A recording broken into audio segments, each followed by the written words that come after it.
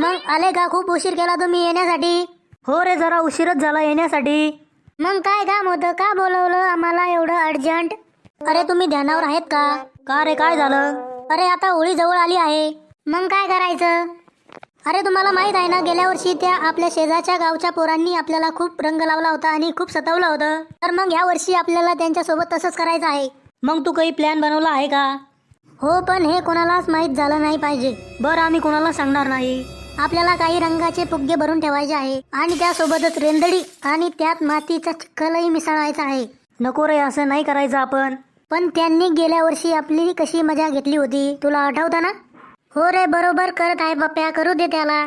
आणि त्यानंतर आपण त्यांना होळी खेळायला बोलू आणि मग त्यांची मजा घेऊ. खूप मजा येईल यावर्षी होळी खेळायला. मला तर आता विचार करूनच खूप आनंद होत आहे. हो, आपला प्लॅनच तसा आहे. आणि त्याचसोबत गाववाल्यासोबतही होळी खेळणार आहे आपण. फक्त त्यांना रंगच लावायचा बरं का? हो हो, फक्त त्यांना रंगच लावू. पण त्या शेजारच्या गावाच्या मुलांना सर्व काही लावायचं. मित्रांनो, तुम्हाला व्हिडिओ आवडला असेल तर व्हिडिओला लाईक आणि चॅनलला सबस्क्राईब करायला विसरू नका. भेटू अशाच नवीन व्हिडिओसह.